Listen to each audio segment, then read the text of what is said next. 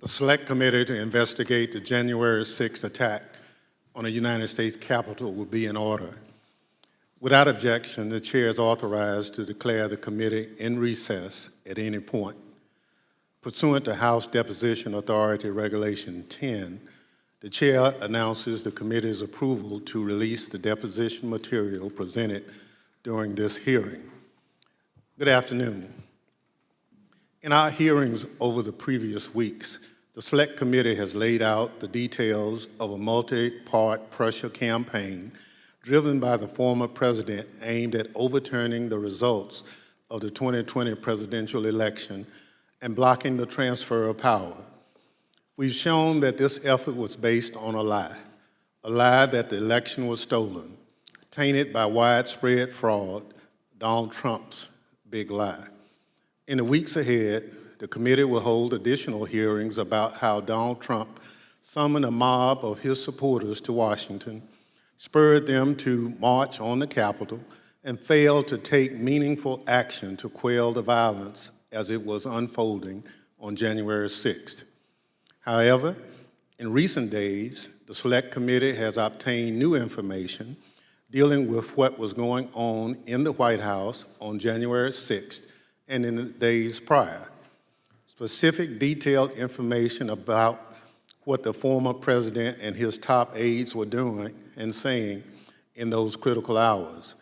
First-hand details of what transpired in the office of the White House Chief of Staff, just steps from the Oval Office as the threats of violence became clear, and indeed, violence ultimately descended on the Capitol in the attack on American democracy.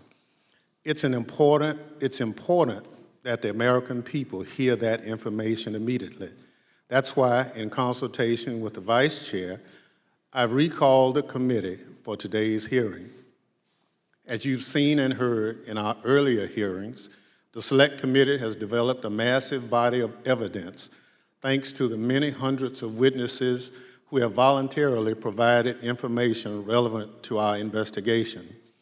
It hasn't always been easy to get that information because the same people who drove the former president's pressure campaign to overturn the election are now trying to cover up the truth about January 6th.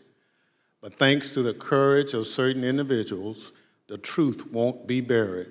The American people won't be left in the dark.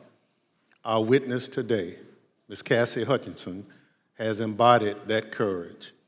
I won't get into a lot of detail about Ms. Hutchinson's testimony will show. I'll allow her words to speak for themselves, and I hope everyone at home will listen very closely. First, I'll recognize our distinguished Vice Chair, Ms. Cheney of Wyoming, for any opening statements she'd care to offer. Thank you very much, Mr. Chairman. In our first 5 hearings, the committee has heard from a significant number of Republicans, including former Trump administration Justice Department officials, Trump campaign officials, several members of President Trump's White House staff, a prominent conservative judge, and several others. Today's witness, Ms. Cassie Hutchinson, is another Republican and another former member of President Trump's White House staff. Certain of us in the House of Representatives recall that Ms. Hutchinson once worked for House Republican Whip Steve Scalise, but she is also a familiar face on Capitol Hill because she held a prominent role in the White House Legislative Affairs Office and later was the principal aide to President Trump's Chief of Staff, Mark Meadows. Ms. Hutchinson has spent considerable time up here on Capitol Hill representing the Trump administration, and we welcome her back. Up until now, our hearings have each been organized to address specific elements of President Trump's plan to overturn the 2020 election. Today, we are departing somewhat from that model because Ms. Hutchinson's testimony touches on several important and cross-cutting topics that are relevant to each of our future hearings. In her role working for the White House Chief of Staff, Ms. Hutchinson handled a vast number of sensitive issues. She worked in the West Wing, several steps down the hall from the Oval Office. Ms. Hutchinson spoke daily with members of Congress, with high-ranking officials in the administration, with senior White House staff, including Mr. Meadows. with White House counsel, lawyers, and with Mr. Tony Ornato, who served as the White House Deputy Chief of Staff. She also worked on a daily basis with members of the Secret Service who were posted in the White House. In short, Ms. Hutchinson was in a position to know a great deal about the happenings in the Trump White House.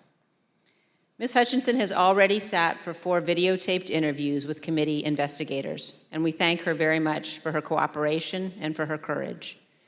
We will cover certain, but not all, relevant topics within Ms. Hutchinson's knowledge today. Again, our future hearings will supply greater detail, putting the testimony today in a broader and more complete context. Today, you will hear Ms. Hutchinson relate certain firsthand observations of President Trump's conduct on January 6th. You will also hear new information regarding the actions and statements of Mr. Trump's senior advisors that day, including his Chief of Staff, Mark Meadows, and his White House counsel. And we will begin to examine evidence bearing on what President Trump and members of the White House staff knew about the prospect for violence on January 6th, even before that violence began. To best communicate the information the committee has gathered, we will follow the practice of our recent hearings, playing videotape testimony from Ms. Hutchinson and others, and also posing questions to Ms. Hutchinson live. Mr. Chairman, I yield back. Thank you very much. Our witness today is Ms. Cassie Hutchinson, who served in the Trump administration in the White House Office of Legislative Affairs from 2019 to 2020, and as a special assistant to the President in the White House Chief of Staff's office from March 2020 through January 2021. I will now swear in our witness. The witness will please stand and raise her right hand. Do you swear or affirm under penalty of perjury that the testimony you're about to give is the truth, the whole truth, and nothing but the truth, so help you God? Thank you. You may be seated. Let the record reflect the witness answered in the affirmative. I now recognize myself for questions. Ms. Hutchinson, I'd like to start with a few questions about your background. These are some photographs we've obtained highlighting your career. These show you with members of Congress, including Steve Scalise, as well as the White House with leader Kevin McCarthy and Jim Jordan. Others show you with the President and members of Congress aboard Air Force One. Before you worked in the White House, you worked on Capitol Hill for Representative Steve Scalise, the Republican whip, and Senator Ted Cruz. And then in 2019, you moved to the White House and served there until the end of the Trump administration in 2020. When you started at the White House, you served in the Office of Legislative Affairs. We understand that you were initially hired as a staff assistant, but were soon promoted to a position of greater responsibility. Can you explain your role for the committee? When I moved over to the White House Chief of Staff's office with Mr. Meadows when he became the 4th Chief of Staff, it's difficult to describe a typical day. I was a special assistant to the President and an advisor to the Chief of Staff. The days depended on what the President was doing that day, and that's kind of how my portfolio was reflected. I had a lot of outreach with members of Congress, senior cabinet officials. I would work on policy issues with relevant internal components and members on the Hill, as well as security protocol at the White House complex for Mr. Meadows and the President. And then you received another promotion in March 2020. At that time, you became the principal aide to the new White House Chief of Staff, Mark Meadows. Is that right? That's correct, sir. What did a typical day look like for you in your work with Mr. Meadows? It varied with what was going on. We spent a lot of time on the Hill. I spent time on the Hill independently too, as I was his liaison for Capitol Hill. We did a lot of presidential travel engagements, but mostly I was there to serve what the chief of staff needed, and a lot of times what the chief of staff needed was a reflection of what the president's schedule is detailed to do that day. So is it fair to say that you spoke regularly in your position, both with members of Congress and with senior members of the Trump administration? That's correct. That's a fair assessment, sir. And would you say that in your work with Mr. Meadows, you are typically in contact with him and others in the White House throughout the day? That's correct, sir. Mr. Meadows and I were in contact almost pretty much throughout every day, consistently. Although so much of grave importance happens in the West Wing of the White House, it's quite a small building. Above me on the screen, you can see a map of the first floor of the West Wing of the White House. On the right, you can see the President's Oval Office. On the left, the Chief of Staff's office suite. Within the Chief of Staff's office suite is the heart of the West Wing, was your desk, which was between the Vice President's office, Ms. Kirshner's office, and the Oval Office. Ms. Hutchinson, is this an accurate depiction of where you were located? It's accurate. It's a lot smaller than it looks. Absolutely. Ms. Hutchinson, this is a photo that shows the short distance between your office and the President's Oval Office. And it only takes 5 to 10 seconds or so to walk down the hall from your office to the Oval Office. Is that right? That's correct. Thank you. Pursuant to the Section 5C8 of House Resolution 503, the chair recognizes the gentlewoman from Wyoming, Ms. Cheney, for questions. Thank you very much, Mr. Chairman. Mr. Chairman, we will begin today with an exchange that first provided Ms. Hutchinson a tangible sense of the ongoing planning for the events of January 6th. On January 2nd, 4 days before the attack on our Capitol, President Trump's lead lawyer, Mr. Giuliani, was meeting with White House Chief of Staff Mark Meadows and others. Ms. Hutchinson, do you remember Mr. Giuliani meeting with Mr. Meadows on January 2nd, 2021? I do. He met with Mr. Meadows in the evening of January 2nd, 2021. And we understand that you walked Mr. Giuliani out of the White House that night, and he talked to you about January 6th. What do you remember him saying? As Mr. Giuliani and I were walking to his vehicles that evening, he looked at me and said something to the effect of, "Cass, are you excited for the 6th? It's going to be a great day." I remember looking at him and saying, "Rudy, could you explain what's happening on the 6th? He had responded something to the effect of, "We're going to the Capitol. It's going to be great. The president's going to be there. He's going to look powerful. He's going to be with the members. He's going to be with the senators. Talk to the chief about it. Talk to the chief about it. He knows about it." And did you go back then up to the West Wing and tell Mr. Meadows about your conversation with Mr. Giuliani? I did. After Mr. Giuliani had left the campus that evening, I went back up to our office, and I found Mr. Meadows in his office on the couch. He was scrolling through his phone. I remember leaning against the doorway and saying, "I just had an interesting conversation with Rudy, Mark. Sounds like we're going to go to the Capitol." He didn't look up from his phone and said something to the effect of, "There's a lot going on, Cass, but I don't know. Things might get real, real bad on January 6th. Ms. Hutchinson, Mr. Meadows is engaged in litigation with the committee to try to avoid testifying here. What was your reaction when he said to you things might get real, real bad?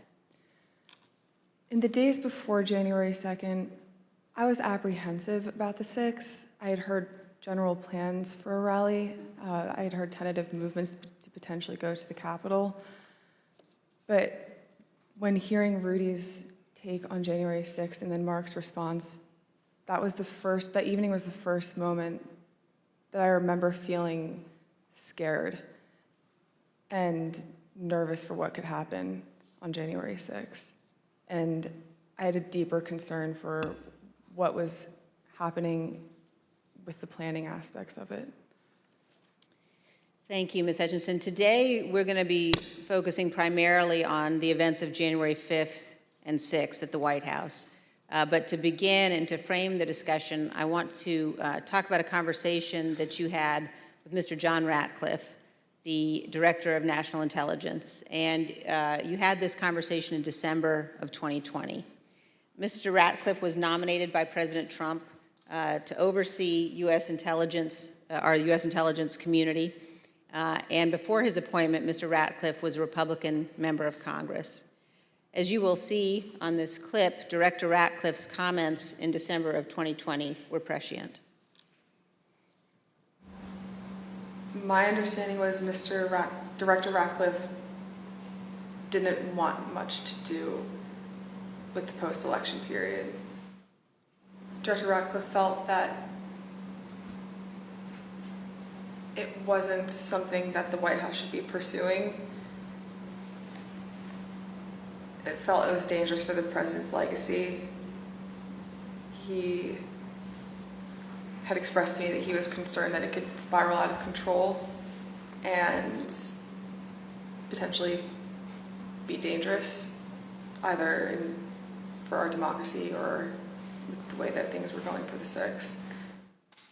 When you say it wasn't something the White House should be pursuing, what's the it?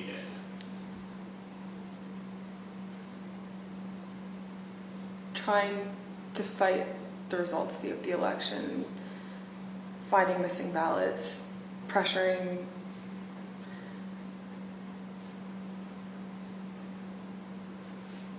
filing lawsuits in certain states where there didn't seem to be significant evidence, and reaching out to state legislatures about that. So pretty much the way that the White House is handling the post-election period, he felt that there could be dangerous repercussions in terms of precedent set for elections, for our democracy, for the 6th. He was hoping that we would concede. So, Ms. Hutchinson, now we're going to turn to certain information that was available before January 4th and what the Trump administration and the president knew about the potential for violence before January 6th.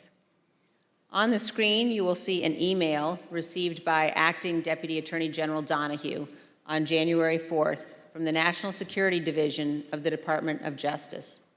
Mr. Donahue testified in our hearings last week. The email identifies apparent planning by those coming to Washington on January 6th to, quote, occupy federal buildings, and discussions of, quote, invading the Capitol building. Here's what Mr. Donahue said to us.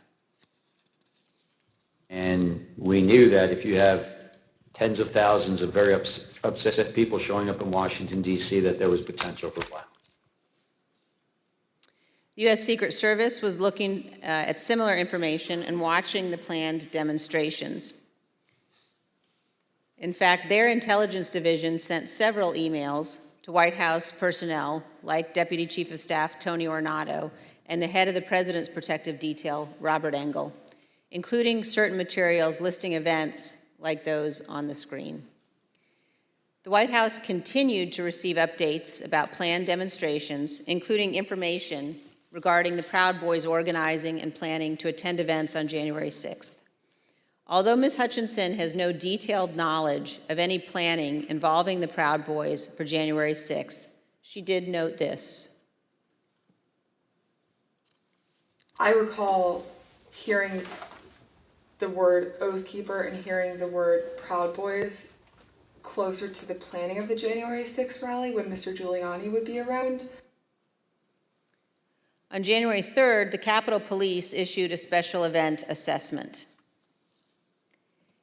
In that document, the Capitol Police noted that the Proud Boys and other groups planned to be in Washington, D.C. on January 6th and indicated that, quote, unlike previous post-election protests, the targets of the pro-Trump supporters are not necessarily the counter-protesters as they were previously, but rather Congress itself is the target on the 6th.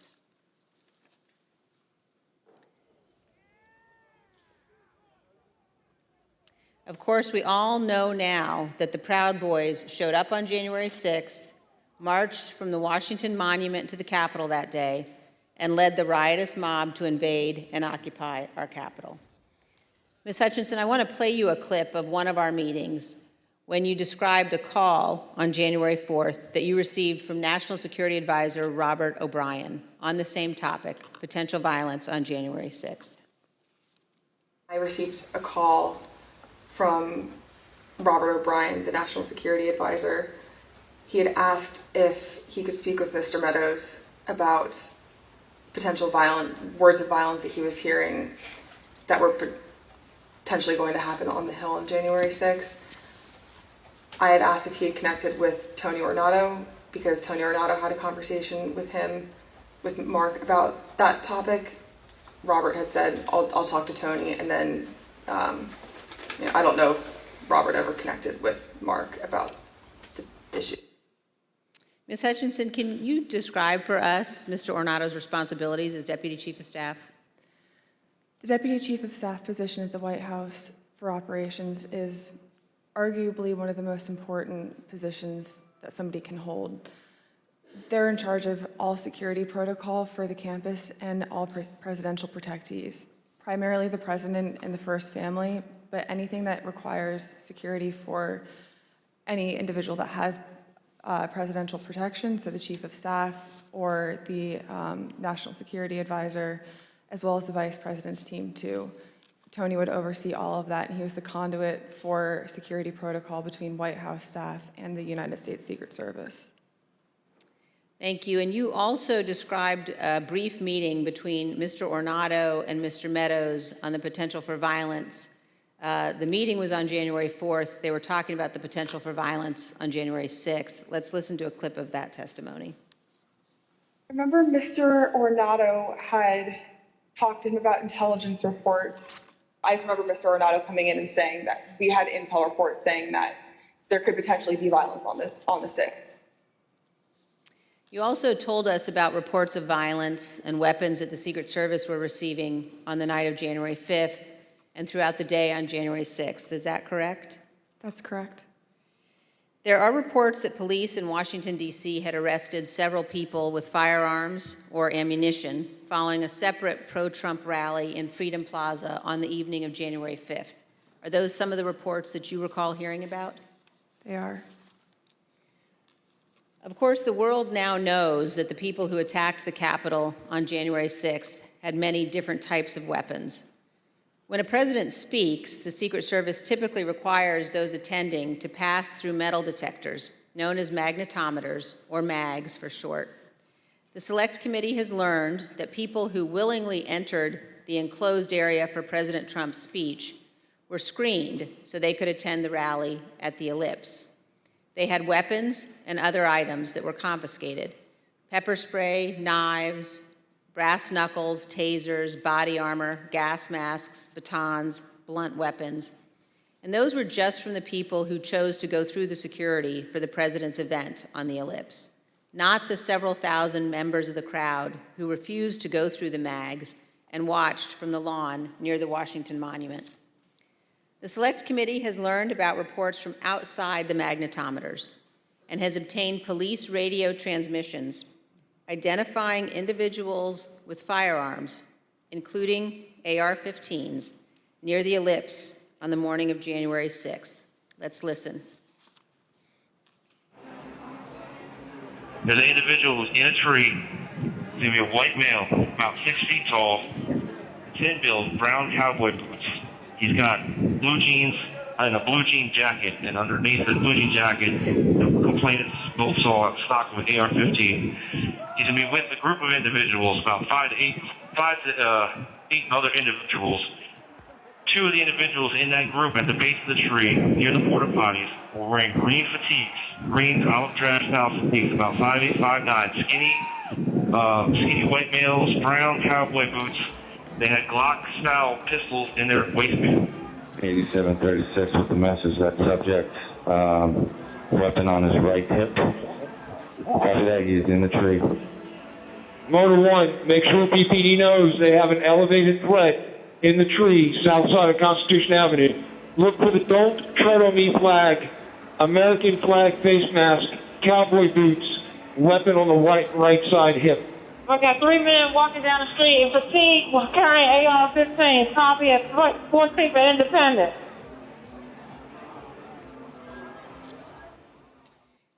AR-15s at 14th and Independence.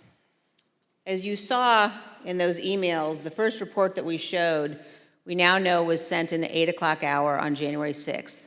This talked about people in the crowd wearing ballistic helmets and body armor, carrying radio equipment and military-grade backpacks. The second report we showed you on the screen was sent by the Secret Service in the 11 a.m. hour, and it addressed reports of a man with a rifle near the ellipse. Ms. Hutchinson, in prior testimony, you described for us a meeting in the White House around 10 a.m. in the morning of January 6th, involving Chief of Staff Meadows and Tony Ornato. Were you in that meeting? I was. Let's listen to your testimony about that meeting, and then we'll have some questions.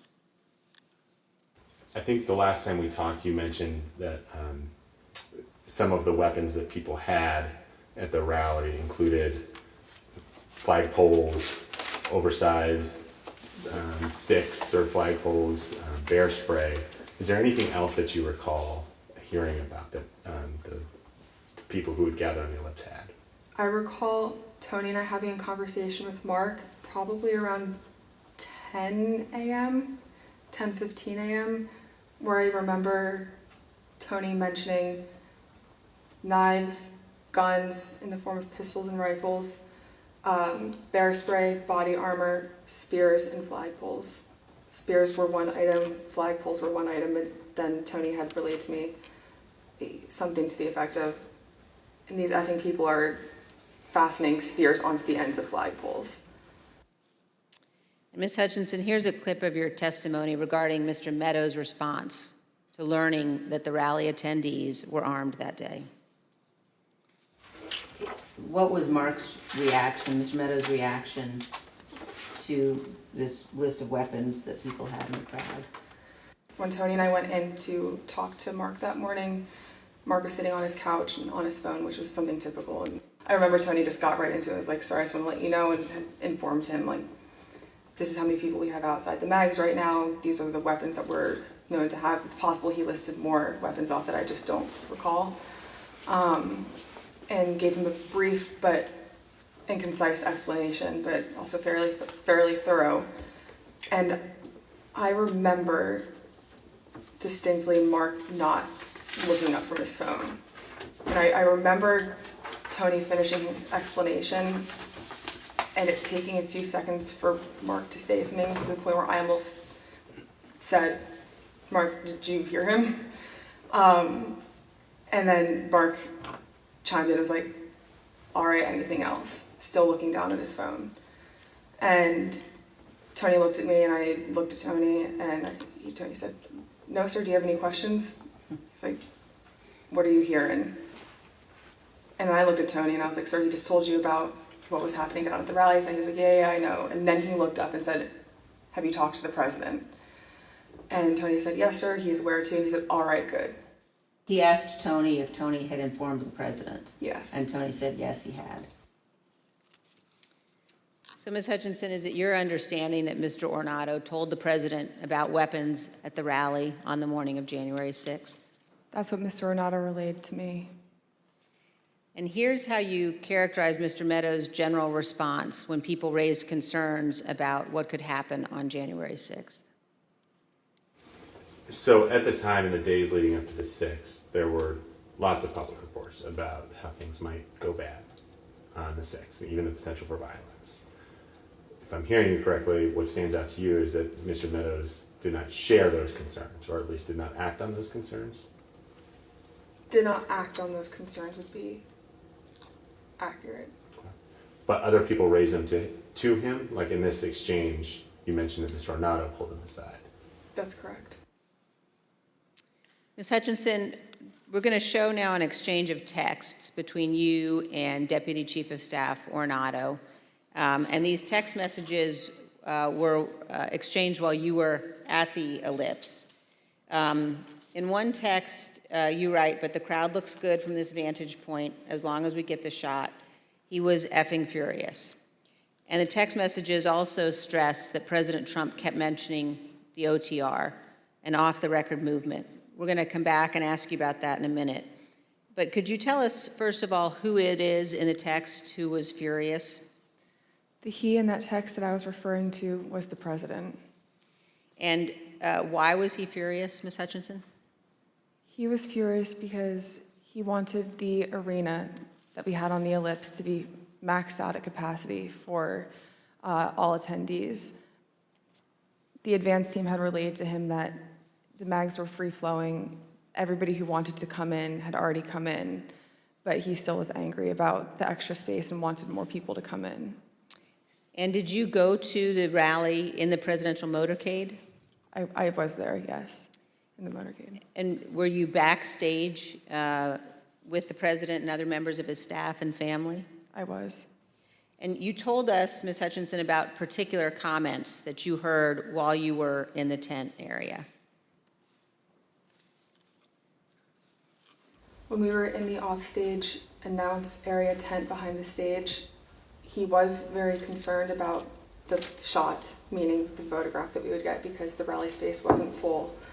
One of the reasons, which I've previously stated, was because he wanted it to be full and for people to not feel excluded because they'd come far to watch him at the rally. And he felt the mags were at fault for not letting everybody in. But another leading reason, and likely the primary reason, is because he wanted it full and he was angry that we weren't letting people through the mags with weapons, what the Secret Service deems as weapons and our weapons. But when we were in the offstage announce tent, I was part of a conversation. I was in the vicinity of a conversation where I overheard the president say something to the effect of, you know, I don't effing care that they have weapons. They're not here to hurt me. Take the effing mags away. Let my people in. They can march to the Capitol from here. Let the people in. Take the effing mags away. Just to be clear, Ms. Hutchinson, is it your understanding that the president wanted to take the mags away and said that the armed individuals were not there to hurt him? That's a fair assessment. The issue wasn't with the amount of space available in the official rally area only, but instead that people did not want to have to go through the mags. Let's listen to a portion of what you told us about that. In this particular instance, it wasn't the capacity of our space, it was the mags and the people that didn't want to come through. And that's what Tony had been trying to relay to him that morning. You know, it's not the issues that we encountered on the campaign. We have enough space, sir. They don't want to come in right now. They have weapons that they don't want confiscated by the Secret Service, and they're fine on the mall. They can see you on the mall, and they want to march straight to the Capitol from the mall. The president apparently wanted all attendees inside the official rally space and repeatedly said, quote, "They're not here to hurt me." And just to be clear, so he was told again in that conversation, or was he told again in that conversation, that people couldn't come through the mags because they had weapons? Correct. And that people, and his response was to say they can march to the Capitol from the Ellipse. Something to the effect of, take the effing mags away. They're not here to hurt me. Let them in. Let my people in. They can march to the Capitol after the rally's over. They can march from the Ellipse. Take the effing mags away. Then they can march to the Capitol. Ms. Hutchinson, what we saw when those clips were playing were photos provided by the National Archives showing the president in the offstage tent before his speech on the Ellipse. You were in some of those photos as well. And I just want to confirm that that is when you heard the president say the people with weapons weren't there to hurt him and that he wanted the Secret Service to remove the magnetometers. That's correct. In the photos that you displayed, we were standing towards the front of the tent with the TVs, really close to where he would walk out to go onto the stage. These conversations happened 2 to 3 minutes before he took the stage that morning. Let's reflect on that for a moment. President Trump was aware that a number of the individuals in the crowd had weapons and were wearing body armor. And here's what President Trump instructed the crowd to do. We're going to walk down, and I'll be there with you. We're going to walk down. We're going to walk down Anyone you want, but I think right here we're going to walk down to the Capitol. And the crowd, as we know, did proceed to the Capitol. It soon became apparent to the Secret Service, including the Secret Service teams in the crowd, along with White House staff, that security at the Capitol would not be sufficient. I'd had 2 or 3 phone conversations with Mr. Ornato when we were at the Ellipse, and then I had 4 men on Mr. Meadows' detail with me in between those individuals and then a few other bodies on the ground, just the Secret Service doing advance. They were getting notifications through their radios, and Mr. Ornato in one phone conversation had called me and said, make sure the chief knows that they're getting closer to the Capitol. It's they're having trouble stacking bodies. And Ms. Hutchinson, when you said they were having trouble stacking bodies, did you mean that law enforcement at the Capitol needed more people to defend the Capitol from the rioters? It was becoming clear to us and to the Secret Service that Capitol Police officers were getting overrun at the security barricades outside of the Capitol building, and they were short people to defend the building against the rioters. And you mentioned that Mr. Ornato was conveying this to you because he wanted you to tell Mr. Meadows. So did you tell Mr. Meadows that people were getting closer to the Capitol and that Capitol Police was having difficulty? After I had the conversation with Mr. Meadows, after I had the conversation with Mr. Ornato, I went to have the discussion with Mr. Meadows. He was in a secure vehicle at the time making a call. So when I had gone over to the car, I went to open the door to let him know, and he had immediately shut it. I don't know who he was speaking with. It wasn't something that he regularly did, especially when I would go over to give him information. So I was a bit taken aback, but I didn't think much of it, and thinking that I would be able to have the conversation with him a few moments later. And were you able to have that conversation a few moments later? Probably about 20 to 25 minutes later. There was another period in between where he shut the door again, and then when he finally got out of the vehicle, we had the conversation. But at that point, there was a backlog of information that he should have been made aware of. And so you opened the door to the control car, and Mr. Meadows pulled it shut? That's correct. And he did that 2 times? That's correct. And when you finally were able to give Mr. Meadows the information about the violence at the Capitol, what was his reaction?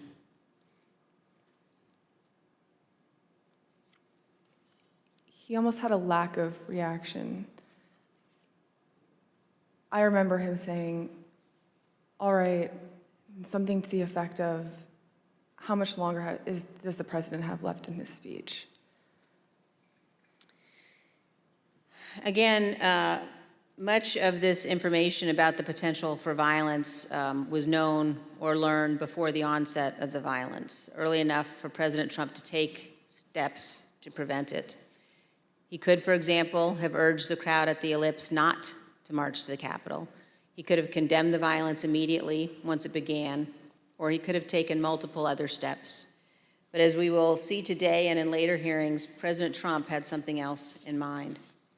One other question at this point, Ms. Hutchinson, were you aware of concerns that White House counsel Pat Cipollone or Eric Hirschman had about the language President Trump used in his Ellipse speech?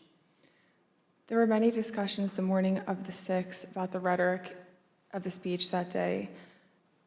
In my conversations with Mr. Hirschman, he had relayed that we would be foolish to include language that had been included at the president's request, which had lines along to the effect of, fight for Trump, we're going to march to the Capitol, I'll be there with you, fight for me, fight for what we're doing, fight for the movement. Things about the vice president at the time, too.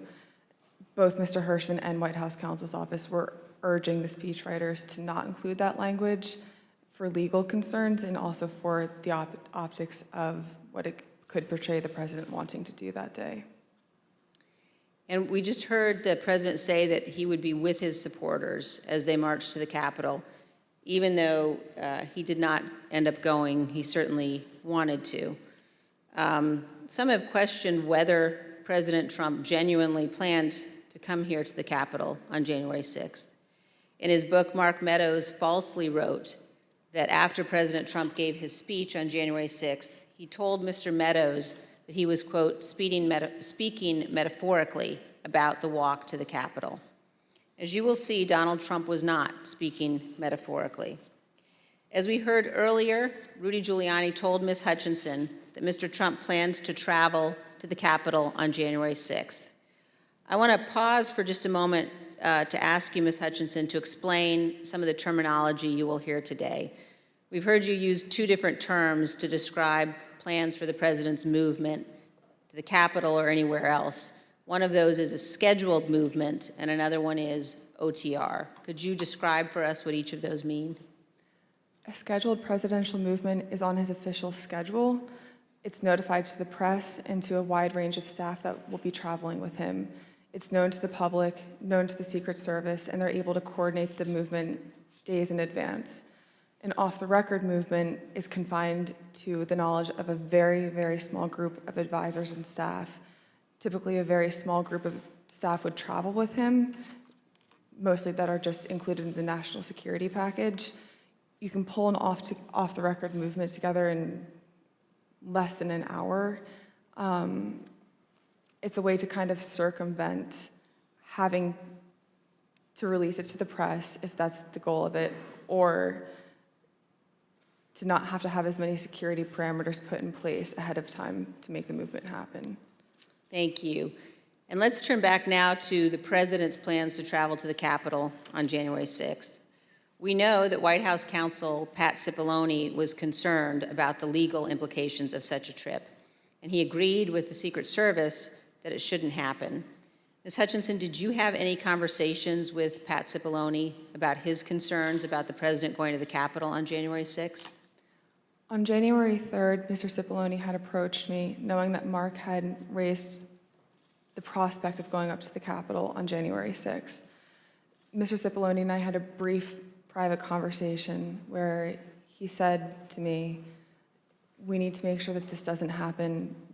This would be legally a terrible idea for us. We have serious legal concerns if we go up to the Capitol that day. And he then urged me to continue relaying that to Mr. Meadows, because it's my understanding that Mr. Cipollone thought that Mr. Meadows was indeed pushing this along with the president.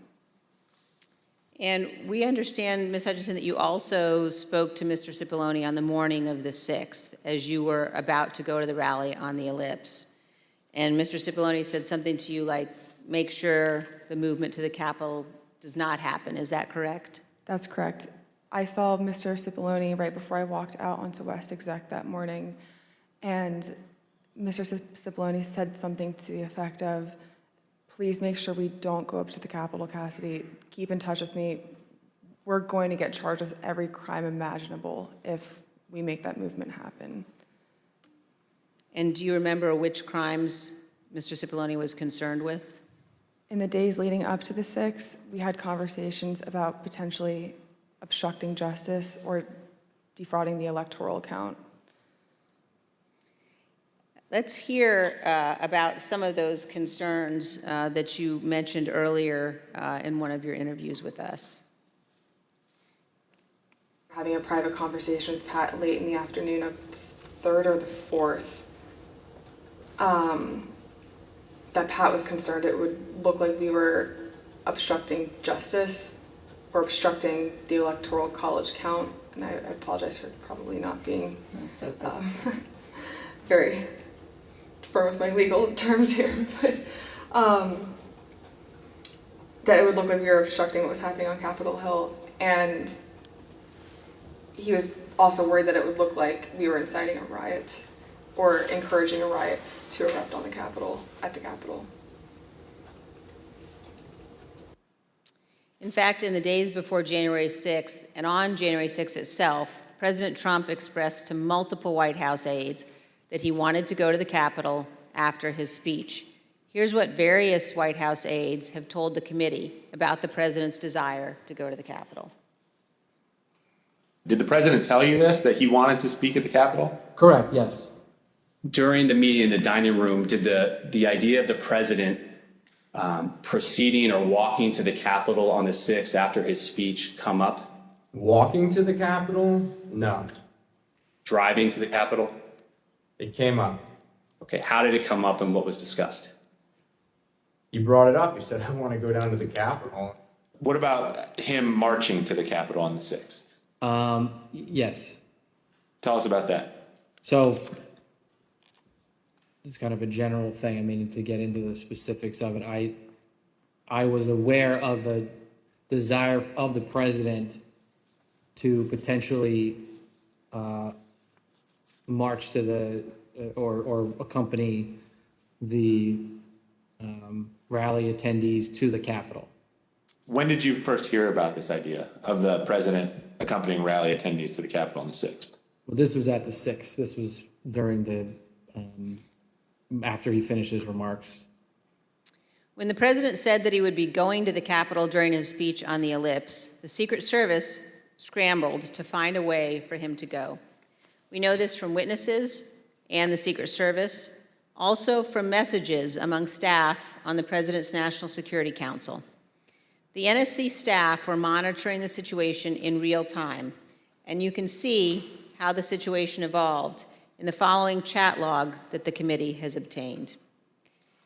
As you can see, NSC staff believed that Mogul, the president, was, quote, going to the Capitol, and, quote, they are finding the best route now. From these chats, we also know the staff learned of the attack on the Capitol in real time. When President Trump left the ellipse stage at 1:10, the staff knew that rioters had invaded the inaugural stage and Capitol Police were calling for all available officers to respond. When Republican leader Kevin McCarthy heard the president say he was going to the Capitol, he called you, Ms. Hutchinson. Isn't that right? That's correct. And in this text message, you told Tony Ornato, quote, McCarthy just called me too. And do you guys think you're coming to my office? Tell us about the call that day with Leader McCarthy during the president's speech on the ellipse. I was still in the tent behind the stage, and when you're behind the stage, you can't really hear what's going on in front of you. So when Mr. McCarthy called me with this information, I answered the call and he sounded rushed, but also frustrated and angry at me, and I was confused because I didn't know what the president had just said. He then explained, the president just said he's marching to the Capitol. You told me this whole week you aren't coming up here. Why would you lie to me? I said, I'm not lying. I wasn't lying to you, sir. We're not going to the Capitol. And he said, well, he just said it on stage, Cassie. Figure it out. Don't come up here. I said, I'll run the traps on this and I'll shoot you a text. I can assure you we're not coming up to the Capitol. We've already made that decision. He pressed a little bit more, believing me, but I think frustrated that the president had said that. And we ended the phone conversation after that. I called Mr. Ornato to reconfirm that we weren't going to the Capitol, and which was also in our text messages. I sent Mr. McCarthy another text telling him the affirmative that we were not going up to the Capitol, and he didn't respond after that. And we understand, Ms. Hutchinson, that the plans for the president to come up to the Capitol had included discussions at some point about what the president would do when he came up to the Capitol on January 6th. Let's look at a clip of one of your interviews discussing that issue with the committee. When you were talking about a scheduled movement, did anyone say what the president wanted to do when he got here? No.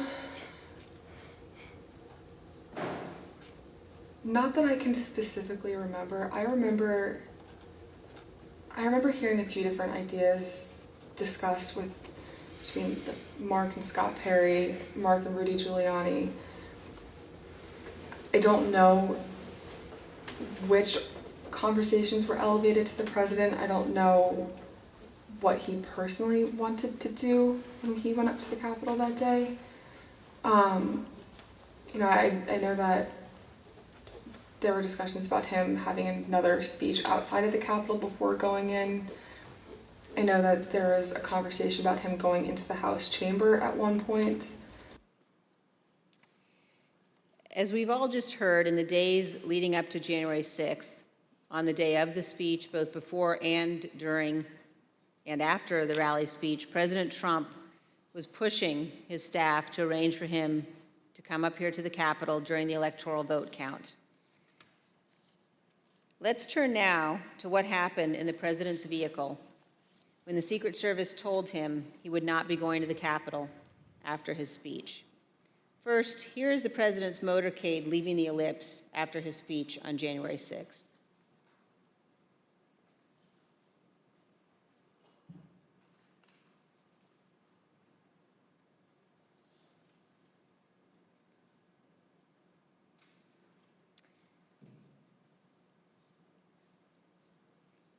Ms. Hutchinson, when you returned to the White House in the motorcade after the president's speech, where did you go? When I returned to the White House, I walked upstairs towards the Chief of Staff's office, and I noticed Mr. Ornato lingering outside of the office. Once we had made eye contact, he quickly waved me to go into his office, which was just across the hall from mine. When I went in, he shut the door, and I noticed Bobby Engel, who is the head of Mr. Trump's security detail, sitting in a chair, just looking somewhat discombobulated and a little lost. I looked at Tony, and he had said, "Did you effing hear what happened in the Beast?" I said, "No, Tony, I just got back. What happened?" Tony proceeded to tell me that when the president got in the Beast, he was under the impression from Mr. Meadows that the off-the-record movement to the Capitol was still possible and likely to happen, but that Bobby had more information. So once the president had gotten into the vehicle with Bobby, he thought that they were going up to the Capitol, and when Bobby had relayed to him, "We're not, we don't have the assets to do it, it's not secure, we're going back to the West Wing," the president had a very angry response to that. Tony described him as being irate. The president said something to the effect of, "I'm the effing president, take me up to the Capitol now." To which Bobby responded, "Sir, we have to go back to the West Wing." The president reached up towards the front of the vehicle to grab at the steering wheel. Mr. Engel grabbed his arm, said, "Sir, you need to take your hand off the steering wheel. We're going back to the West Wing. We're not going to the Capitol." Mr. Trump then used his free hand to lunge towards Bobby Engel, and when Mr. Ornato had recounted this story to me, he had motioned towards his clavicles. And was Mr. Engel in the room as Mr. Ornato told you this story? He was. Did Mr. Engel correct or disagree with any part of the story from Mr. Ornato? Mr. Engel did not correct or disagree with any part of the story. Did Mr. Engel or Mr. Ornato ever after that tell you that what Mr. Ornato had just said was untrue? Neither Mr. Ornato nor Mr. Engel told me ever that it was untrue. And despite this altercation, this physical altercation, during the ride back to the White House, President Trump still demanded to go to the Capitol. Here's what Kayleigh McEnany, the White House press secretary at the time, wrote in her personal notes and told the committee about President Trump's desire to go to the Capitol after returning to the White House. When you wrote, POTUS wanted to walk to the Capitol, was that based solely on what the president said during his speech or anything that he or anybody else said afterwards? So to the best of my recollection, I believe when we got back to the White House, he said he wanted to physically walk with the marchers, and according to my notes, he then said he'd be fine with just riding the Beast. But to the best of my recollection, he wanted to be a part of the march in some fashion. Okay, and just for the record, the beast refers to the presidential limousine? Yes. President Trump did not go to the Capitol that day. We understand that he blamed Mark Meadows for that. So prior to leaving the rally site, when he got off the stage and everybody was making the movement back to the motorcade, I had overheard Mr. Meadows say to him then, as I had prior to Mr. Trump taking the stage that morning, that he was still working on getting an off-the-record movement to the Capitol. So when Mr. Trump took the stage, he was under the impression via Mr. Meadows that it was still possible. So when he got off the stage, I had relayed to Mr. Meadows that I had another conversation with Tony. The movement was still not possible. Mr. Meadows said, okay. And then as they proceeded to go to the motorcade, and Mr. Meadows had reiterated, we're going to work on it, sir. Talk to Bobby. Bobby has more information. Mark got into his vehicle, to my understanding. Trump got into the Beast. And after we had all arrived back at the White House, later in the day, it had been relayed to me via Mark that the president wasn't happy that Bobby didn't pull it off for him and that Mark didn't work hard enough to get the movement on the books. The physical altercation that Ms. Hutchinson described in the presidential vehicle was not the first time that the president had become very angry about issues relating to the election. On December 1, 2020, Attorney General Barr said in an interview that the Department of Justice had now not found evidence of widespread election fraud sufficient to change the outcome of the election. Ms. Hutchinson, how did the president react to hearing that news?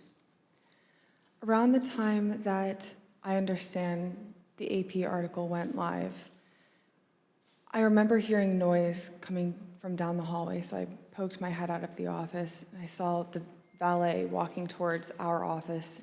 He had said, get the chief down to the dining room, the president wants him. So Mark went down to the dining room and came back to the office a few minutes later. After Mark had returned, I left the office and went down to the dining room, and I noticed that the door was propped open and the valet was inside the dining room changing the tablecloth off of the dining room table. He motioned for me to come in and then pointed towards the front of the room near the fireplace mantle and the TV, where I first noticed there was ketchup dripping down the wall and there's a shattered porcelain plate on the floor.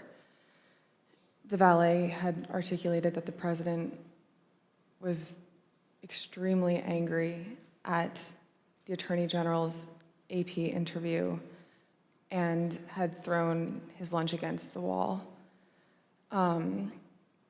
which was causing them to have to clean up. So I grabbed a towel and started wiping the ketchup off of the wall to help the valet out. And he said something to the effect of, he's really ticked off about this. I would stay clear of him for right now. He's really, really ticked off about this right now. And Ms. Hutchinson, was this the only instance that you are aware of where the president threw dishes? It's not. And are there other instances in the dining room that you recall where he expressed his anger? There were several times throughout my tenure with the Chief of Staff that I was aware of him either throwing dishes or flipping the tablecloth to let all the contents of the table go onto the floor and likely break or go everywhere. And Ms. Hutchinson, Attorney General Barr described to the committee the president's angry reaction when he finally met with President Trump. Let's listen. And I said, look, I know that you're dissatisfied with me, and I'm glad to offer my resignation. And he pounded the table very hard. Everyone sort of jumped, and he said, accept it. Mr. Chairman, I reserve. Gentlewoman reserves. The chair requests those in the hearing room to remain seated until the Capitol Police have escorted our witness from the room. Pursuant to the order of the committee of today, the chair declares the committee in recess for a period of approximately 10 minutes.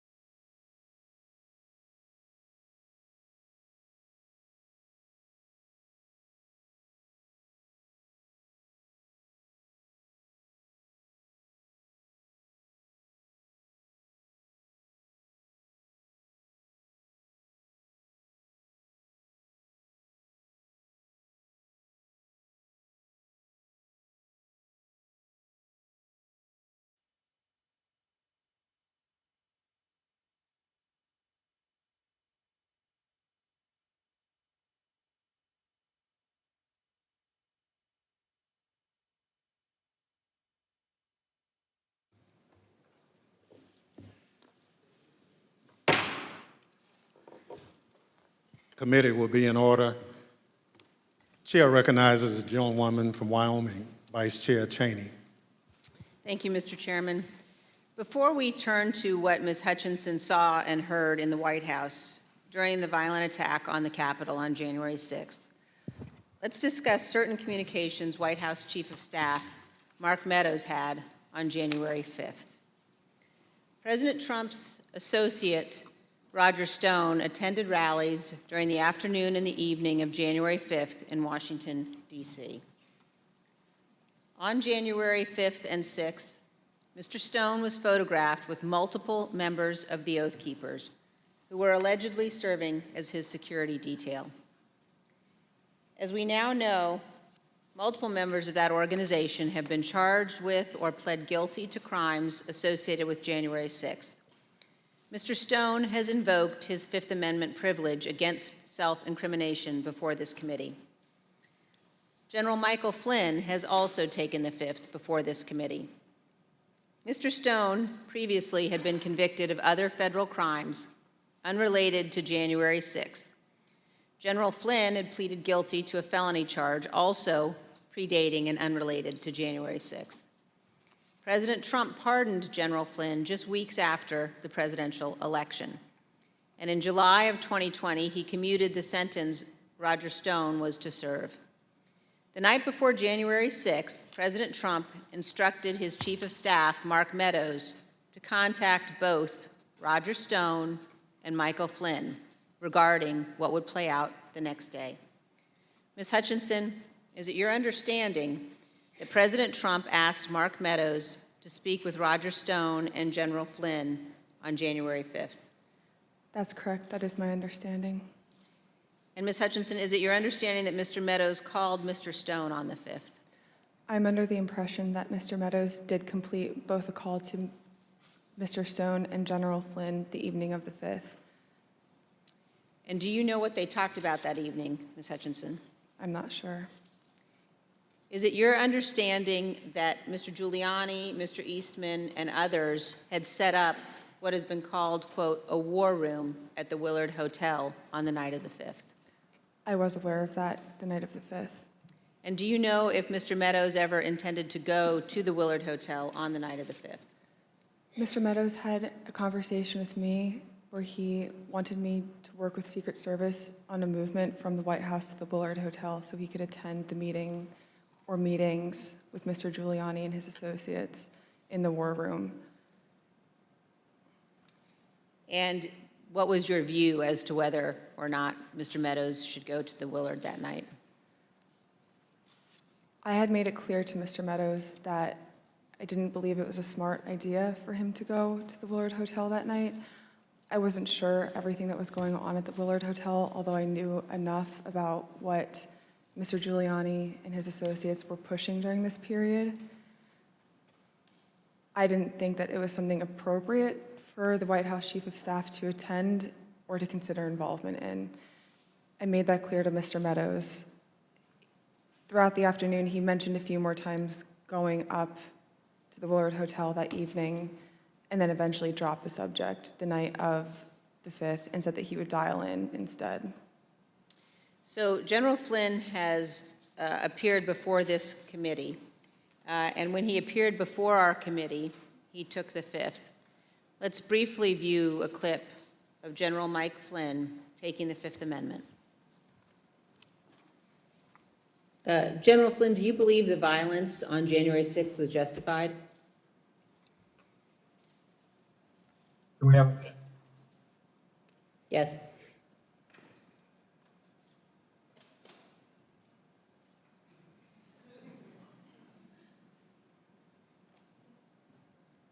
All right, we're back. Congressman Cheney, could you repeat the question, please? Yes. General Flynn, do you believe the violence on January 6th was justified? Is that, can I get a clarification? Is that a moral question or are you asking a legal question? I'm asking both.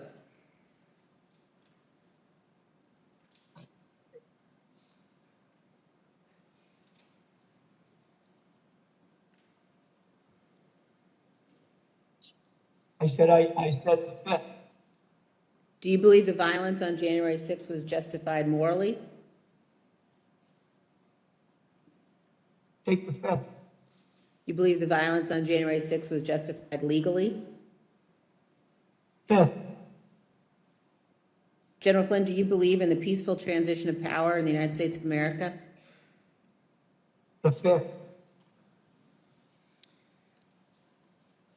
Let's move on now to January 6th and the conduct of Donald Trump and Mark Meadows during the attack on the Capitol.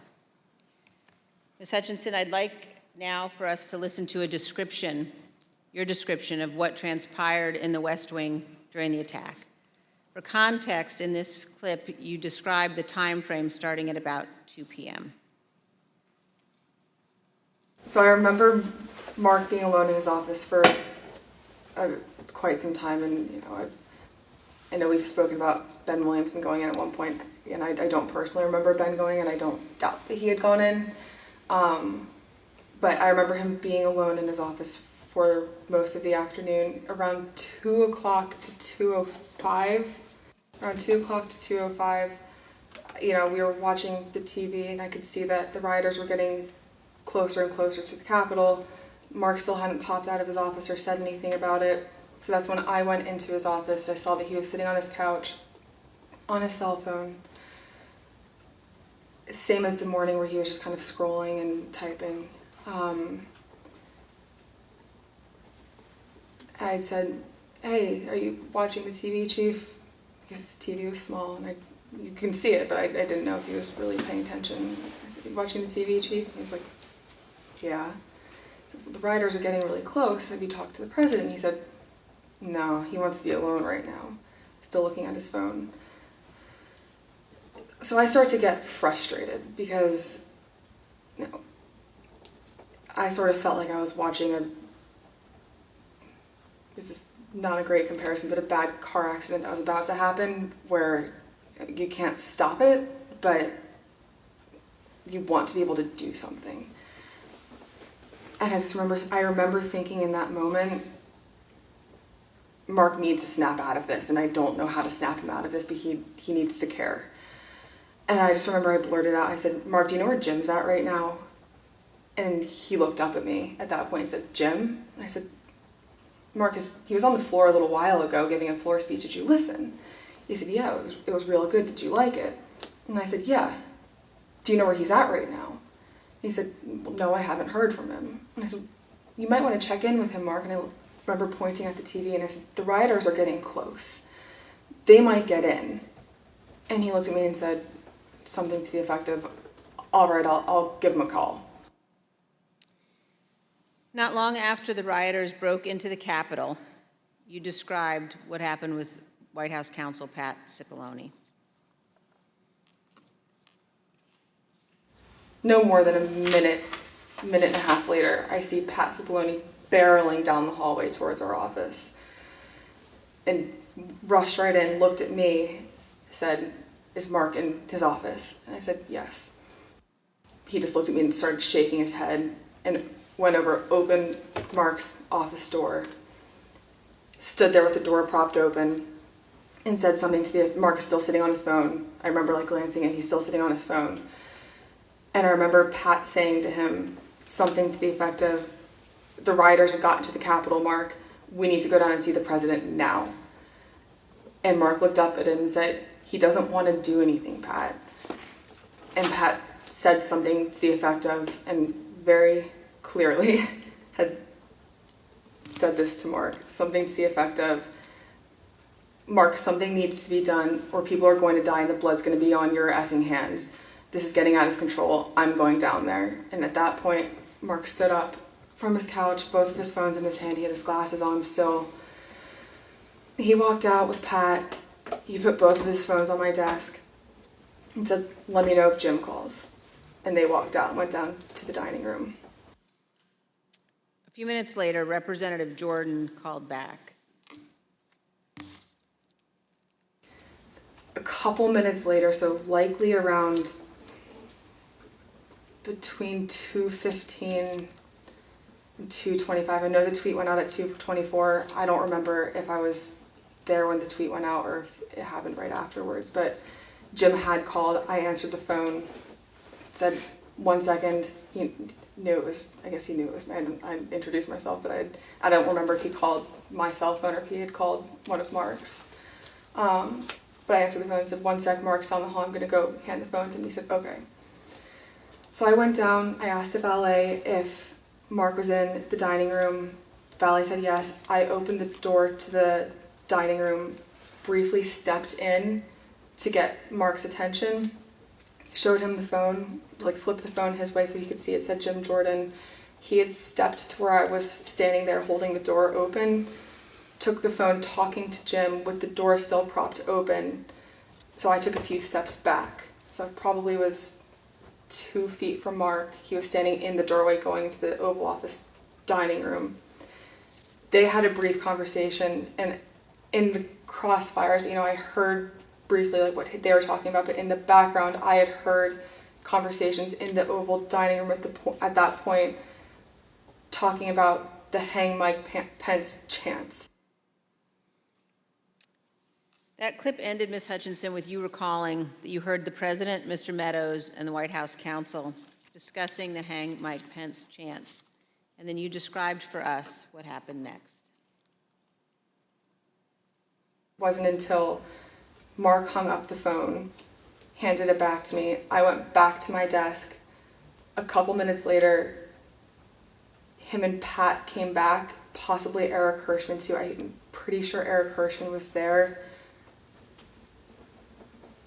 But I'm confident it was Pat that was there.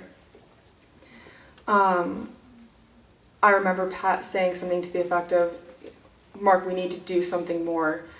They're literally calling for the vice president to be effing hung. And Mark had responded something to the effect of, you heard him, Pat. He thinks Mike deserves it. He doesn't think they're doing anything wrong. To which Pat said something, this is effing crazy.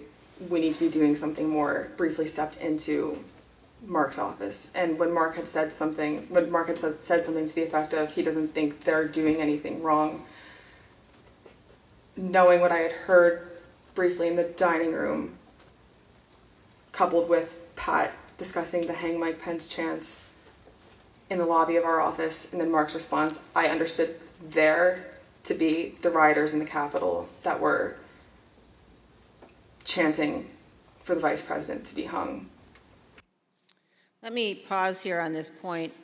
As rioters chanted hang Mike Pence, the President of the United States, Donald Trump, said that, quote, Mike deserves it, and that those rioters were not doing anything wrong.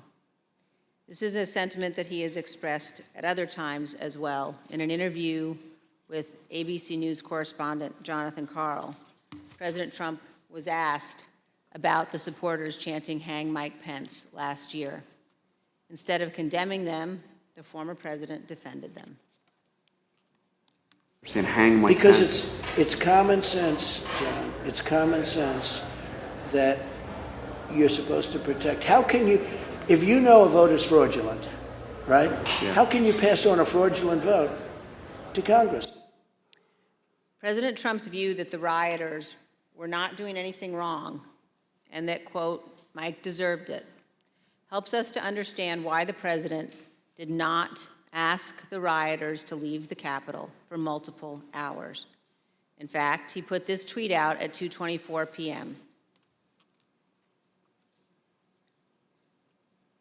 Ms. Hutchinson, do you recall seeing this tweet in which the president said the vice president did not have the courage to do what needed to be done?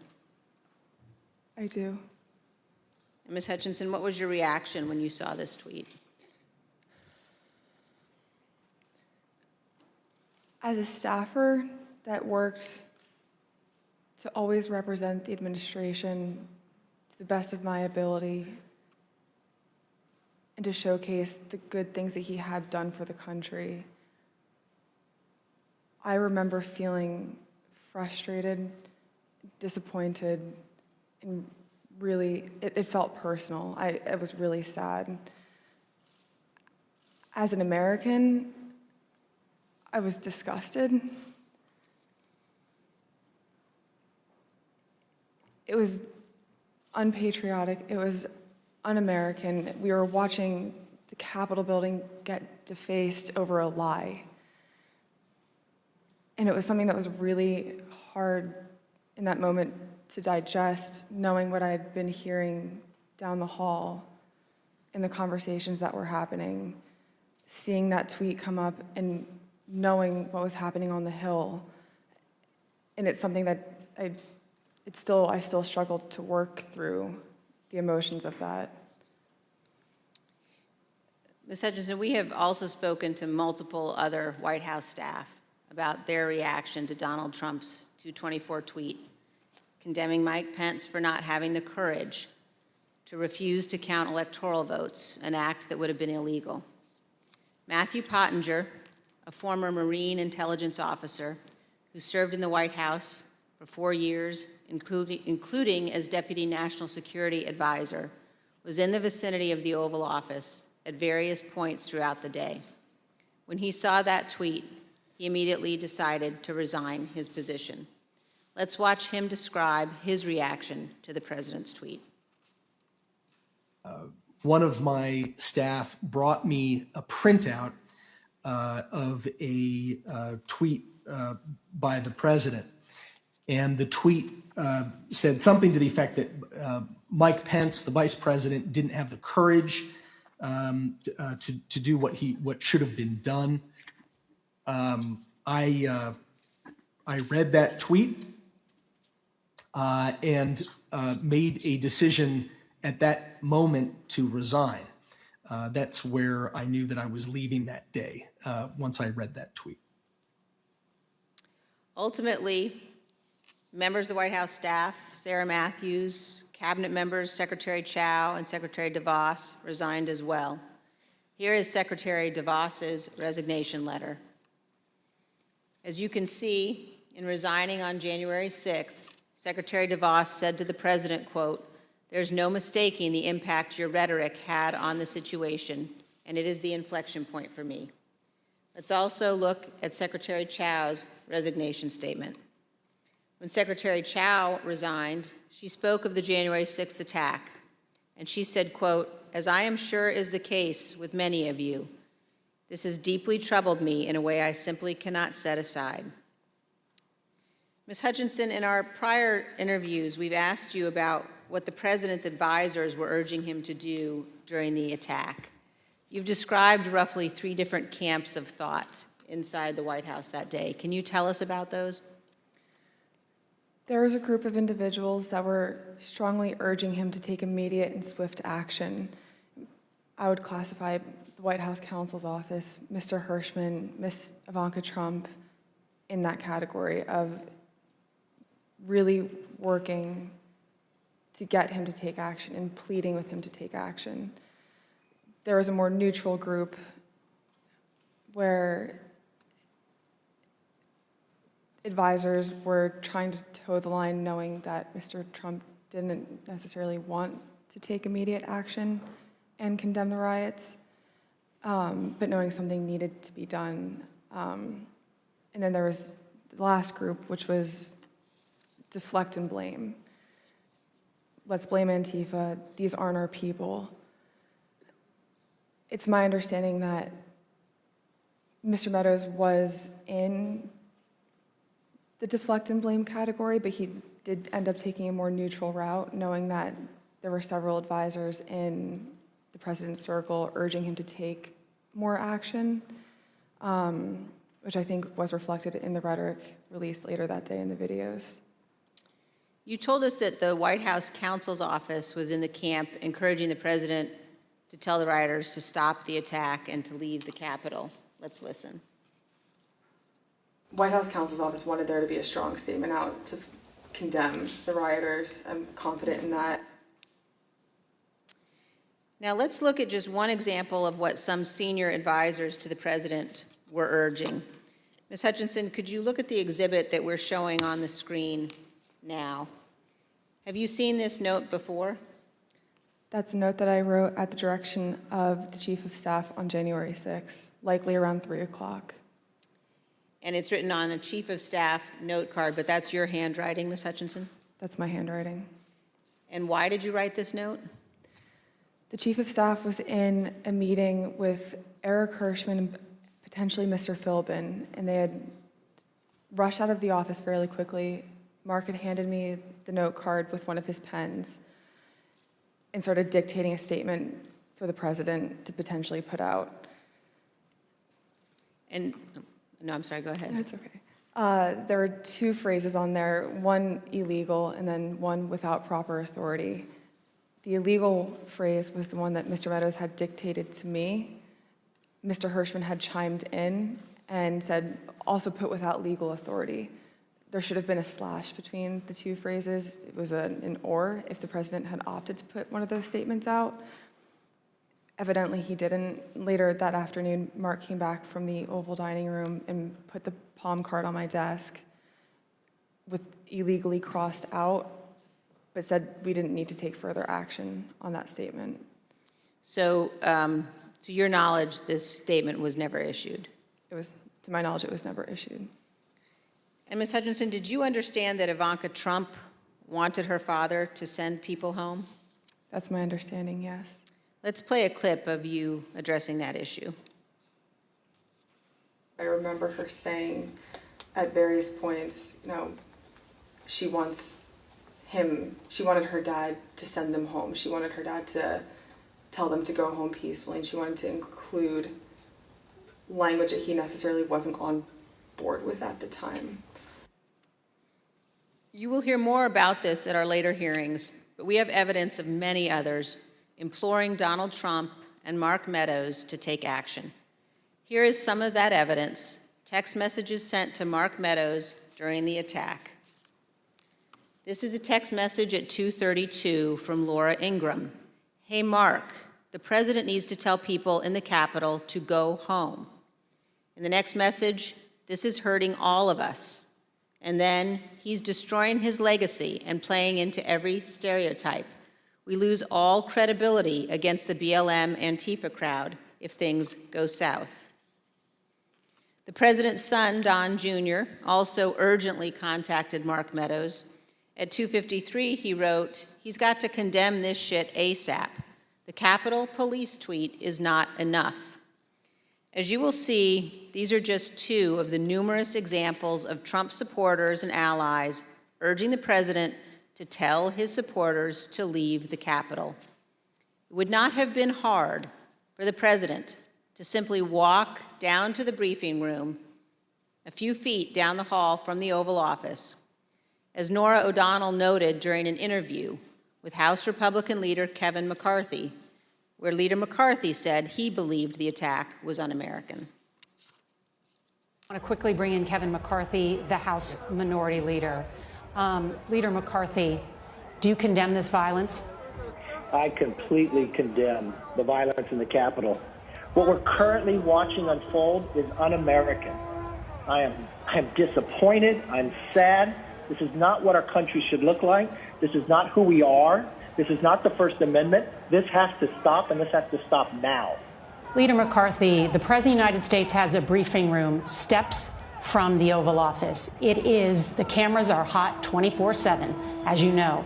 Why hasn't he walked down and said that now? I conveyed to the president what I think is best to do, and I'm hopeful the president will do it. Republican House member Mike Gallagher also implored the president to call off the attack. Mr. President, you have got to stop this. You are the only person who can call this off. Call it off. The election is over. Call it off. This is bigger than you. It's bigger than any member of Congress. It is about the United States of America, which is more important than any politician. Call it off. It's over. Despite the fact that many people close to Donald Trump were urging him to send people home, he did not do so until later, much later. At 4:17 p.m., Donald Trump finally told the rioters to go home and that he loved them. Here's a portion of the video President Trump recorded from the White House. We have to have peace. So go home. We love you. You're very special. You've seen what happens. You see the way others are treated that are so bad and so evil. I know how you feel. But go home and go home in peace. But as we will show in even greater detail in future hearings, Donald Trump was reluctant to put this message out, and he still could not bring himself to condemn the attack. Ms. Hutchinson has told us that too. The one that he put out at 4:17.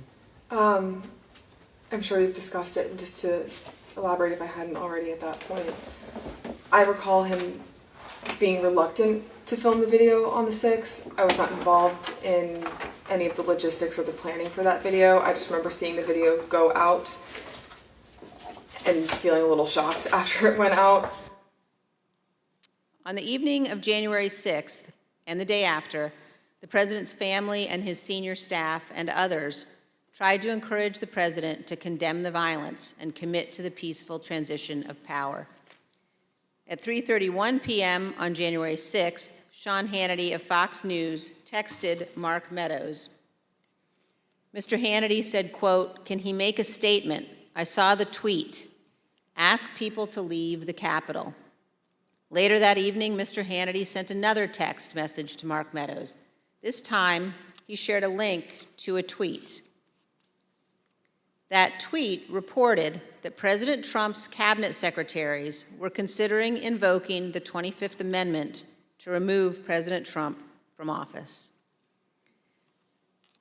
As you can see on the screen, the 25th Amendment to the Constitution creates a process for the transition of power if a president is unfit or unable to serve. The 25th Amendment has never been used to remove a president. But the committee has learned that after the attack on the U.S. Capitol, this was being discussed by members of President Trump's cabinet as a way of stripping the full power of the presidency from Donald Trump. President Trump's supporters were worried. In addition to the tweet that he sent Mark Meadows after the attack, Sean Hannity apparently spoke with President Trump and warned him about what could happen. We understand that this text message that Sean Hannity sent to Kayleigh McEnany on January 7th shows what Mr. Hannity said to the president. First, no more stolen election talk. Second, impeachment and 25th Amendment are real. Many people will quit.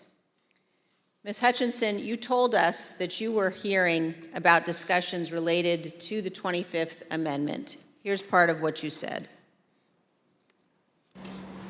Mr. Pompeo reached out to have the conversation with Mr. Meadows in case he hadn't heard the discussions amongst cabinet secretaries. And from what I understand, it was more of a, this is what I'm hearing, I want you to be aware of it, but I also think it's worth putting on your radar because you are the chief of staff. You're technically the boss of all the cabinet secretaries, and you know, if conversations progress, you should be ready to take action on this. Like, I'm concerned for you and your positioning with this. You know, reach out to me if you have any questions or like I can be helpful with you at all. Inside the White House, the president's advisors, including members of his family, wanted him to deliver a speech to the country. Deputy White House counsel Pat Philbin prepared the first draft of what would be the president's remarks on national healing, delivered via pre-taped video on January 7th. When he arrived at the White House on the 7th, Mr. Philbin believed that more needed to be said, so he sat down and started writing. He shared the draft with Pat Cipollone, who also believed the president needed to say more. Mr. Cipollone agreed with the content, as did Eric Hirschman, who reviewed the draft. The committee has learned that the president did not agree with the substance as drafted and resisted giving a speech at all. Ms. Hutchinson, do you recall discussions about the president's speech on January 7th? I do. Let's listen, Ms. Hutchinson, to what you told us about that and about the process of crafting those remarks. I learned from a conversation with Mark and overhearing between him and White House counsel and Eric Hirschman as well that Trump didn't necessarily think he needed to do anything more on the 7th than what he had already done on the 6th. When he was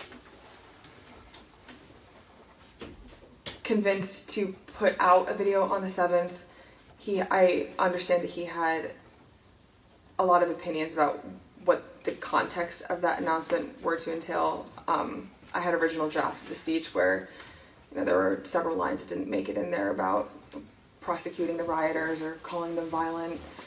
He didn't want that in there. He wanted to put in there that he wanted to potentially pardon them. And this is just with the increased emphasis of his mindset at the time, which was he didn't think that they did anything wrong. The people who did something wrong that day, or the person who did something wrong that day, was Mike Pence by not standing with him. But the president's advisors urged him to give the speech. Who convinced him to do the video on the 7th? I'm not sure who convinced him or if it was a group of people that convinced him. Who was in the group that you're aware of? That I'm aware of. Mark, Ivanka, Jared Kushner, Eric Hirschman, Pat Cipollone, Pat Philbin. Those are the people that I'm aware of. Do you know why that group of people thought it was necessary for him to release a statement? I believe Kelly McEnany as well. From what I understood at the time, and from what the reports were coming in, there's a large concern of the 25th Amendment potentially being invoked, and there were concerns about what would happen in the Senate if the 25th was invoked. So the primary reason that I had heard, other than, we did not do enough on the 6th, we need to get a stronger message out there and condemn this, otherwise this will be your legacy. The secondary reason to that was, think about what might happen in the final 15 days of your presidency if we don't do this. There's already talks about invoking the 25th Amendment. You need this as cover. The president ultimately delivered the remarks. Unlike many of his other speeches, he did not ad-lib much. He recited them without significant alteration, except one. Even then, on January 7th, 2021, the day after the attack on the U.S. Capitol, the president still could not bring himself to say, quote, "But this election is now over." One other point about the speech, Ms. Hutchinson. Did you hear that Mr. Trump at one point wanted to add language about pardoning those who took part in the January 6th riot? I did hear that, and I understand that Mr. Meadows was encouraging that language as well. Thank you, and here's what you told us previously about that. You said he was instructed not to include it. Who was instructing him not to include language about the pardon in that January 7th? I understood from White House counsel's office coming into our office that morning that they didn't think that it was a good idea to include that in the speech. That being Pat Cipollone? That's correct. And Eric Hirschman. Ms. Hutchinson, did Rudy Giuliani ever suggest that he was interested in receiving a presidential pardon related to January 6th? He did. Ms. Hutchinson, did White House Chief of Staff Mark Meadows ever indicate that he was interested in receiving a presidential pardon related to January 6th? Mr. Meadows did seek that pardon. Yes, ma'am. Thank you, Ms. Hutchinson. Mr. Chairman, I yield back. I want to thank our witness for joining us today. The members of the Select Committee may have additional questions for today's witness, and we ask that you respond expeditiously in writing to those questions. Without objections, members will be permitted 10 business days to submit statements for the record, including opening remarks and additional questions for the witness. Without objection, the chair recognizes the vice chair for a closing statement. Thank you very much, Mr. Chairman. I want to begin by thanking Ms. Hutchinson for her testimony today. We are all in her debt. Our nation is preserved by those who abide by their oaths to our Constitution. Our nation is preserved by those who know the fundamental difference between right and wrong. And I want all Americans to know that what Ms. Hutchinson has done today is not easy. The easy course is to hide from the spotlight, to refuse to come forward, to attempt to downplay or deny what happened. That brings me to a different topic. While our committee has seen many witnesses, including many Republicans, testify fully and forthrightly, this has not been true of every witness. And we have received evidence of one particular practice that raises significant concern. Our committee commonly asks witnesses connected to Mr. Trump's administration or campaign whether they've been contacted by any of their former colleagues or anyone else who attempted to influence or impact their testimony. Without identifying any of the individuals involved, let me show you a couple of samples of answers we received to this question. First, here is how one witness described phone calls from people interested in that witness's testimony. Quote, "What they said to me is as long as I continue to be a team player, they know I'm on the right team. I'm doing the right thing. I'm protecting who I need to protect.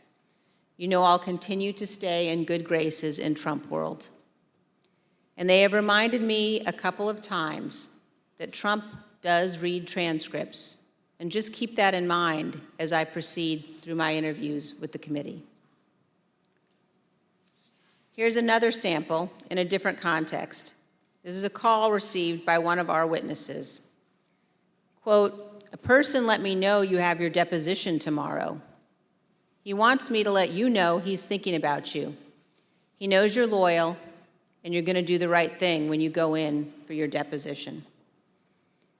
I think most Americans know that attempting to influence witnesses to testify untruthfully presents very serious concerns. We will be discussing these issues as a committee, carefully considering our next steps. Mr. Chairman, thank you. I yield back. Gentlewoman yields back. Ms. Hutchinson, thank you.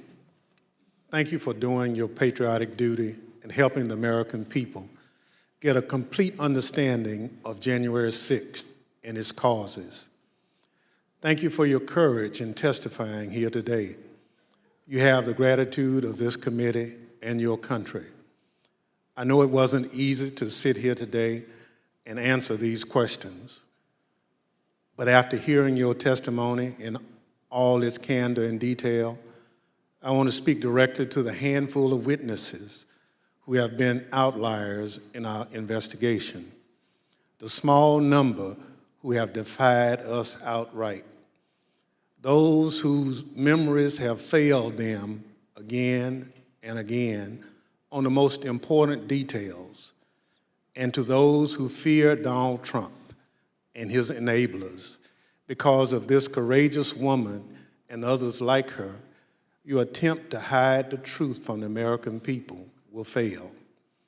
And to that group of witnesses, if you've heard this testimony today and suddenly you remember things you couldn't previously recall, or there are some details you'd like to clarify, or you discovered some courage you had hidden away somewhere, our doors remain open. The Select Committee will reconvene in the weeks ahead as we continue to lay out our findings to the American people. The chair requests those in the hearing room to remain seated until the Capitol Police have escorted the witness and members from the room. Without objection, the committee stands adjourned.